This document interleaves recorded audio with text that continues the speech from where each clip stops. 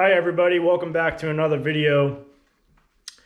Yes, I know my face is really red. I just got out of the shower and I think that's why it's red. I don't know, maybe I have a severe medical condition. So in today's video, I'm just coming at you with another bike review on my Trek Roscoe 8. So I know I've given a review in the past, but now I've had it 4 months now. So I've, gotten a little better feel on the bike. Also, the last review I made was kind of half effort looking back on it. This time I have all the parts written down, so I'm going to read out the parts there. And also I ran into a couple minor issues that I want to address with you guys. Maybe if you have this bike, you experience the same thing.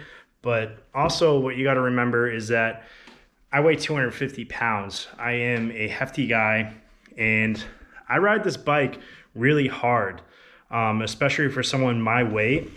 I'm out there, I hit some big drops, I hit some big jumps, and it definitely puts a lot of stress on the bike. So these things that happen to my bike might be just because I'm a hefty guy. Who knows? Yeah, let's go ahead and get right into this review. All right, first things first, I'm going to go into the frame. The frame is Alpha Gold Aluminum, and it's apparently their stronger edition of their metals. Tapered head tube with internal wire routings for your dropper post and your derailleur back there. One thing I really like about the 2021 Roscoe 8 is this color here. This color is beautiful. It's the gun metallic color, and trust me, it looks a lot better in person.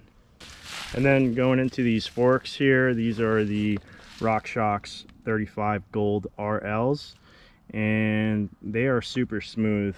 And forks are super important because if you have a really bad fork, your whole bike's gonna feel like garbage. One thing that I came across with these forks is my seal over here popped out, and I brought it to track and the technician just pressed it back in.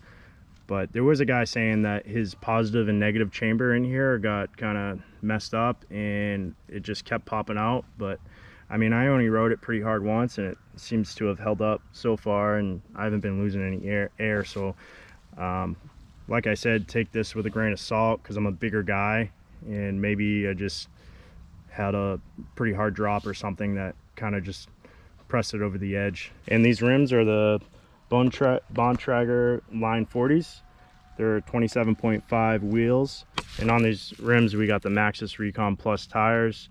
They are super wide. They're 2.8s, and they make a huge difference on the trail. They really grip it really well. And for the brakes, we got Shimano hydraulic disc brakes, and that comes with the MT501 lever and the MT500 caliper. These brakes are super smooth. I think it's mainly because they're hydraulic. The last brakes I had in my Marlin 6 weren't hydraulic and they were just kind of spongy, but these ones are super smooth. And then for the shifter, we have the Sram NX Eagle 12-speed shifter, and in the back we got a Sram NX Eagle derailleur. One thing I noticed with this is I don't know, I just never seem to get the gearing right. So I brought it in the Trek. I don't know how to adjust my own gears, and it was kind of slipping on the very top one when I was going up hills, and he adjusted it, and then now these three were slipping. And so I mean, I don't know if it's just the derailleur or if it's just not getting tuned the right way. So that's one issue that I came across with this derailleur here, and if you guys had the same problem, let me know, because I don't know if it's just me or what. Another issue that I've had in the past was the derailleur hanger.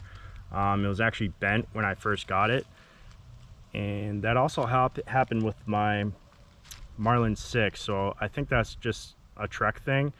Their derailleur hangers might be made of like cheap metal or something, because when they go to bend it back, it just snaps. So I'm sure multiple people have had that happen, so I'm just gonna go ahead and order a bunch of these. I mean, it's definitely nice that the derailleur hanger is not attached to the frame, so there's that there. And that there, overall, I love this bike. I mean, like I said, the only issues I've had was with the shifter. It's kind of hard to get it perfect through all the gears there, and then the seal on the forks.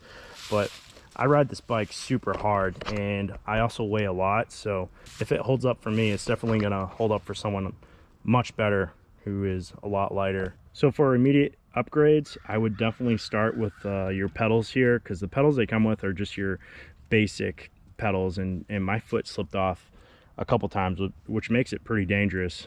So I got something that is a lot more grippier. These are metal instead of plastic, and I'll leave I'll drop the link for these in the description of the video. So if you guys wanted to get these same pedals, because it looks really nice with the color, so I like those. And then another thing is the seat. The seat it comes with is really uncomfortable. I don't know if you can see, I actually broke my seat today. I landed pretty hard on the back and just bent down. That's been a problem with me in the past through riding BMX. I used to have to get a new seat like every month. So apparently it's a problem for mountain biking too for me. So this is a really nice seat though. Even though I broke it, it's still a really good seat, and I'm gonna leave that in the description as well. I also got this little mud flap in the front here. One time I was riding when it was still a little wet out and the dirt was just splashing in my face, so I got this, and this definitely helps a lot, and it kind of makes it look pretty cool, so I would get that as well. I noticed a lot of people get new grips with this bike. I actually really like these grips, so I'm gonna keep them for as long as I can. But like I said, this is just personal preference, so I mean, if you want something a little more comfier, there's a lot of options out there. So all right, and that wraps up this video. If you guys have any questions, comments, concerns, I would love to hear them. Drop them in the comments below, and as always, thank you for watching, and I'll catch you guys next time.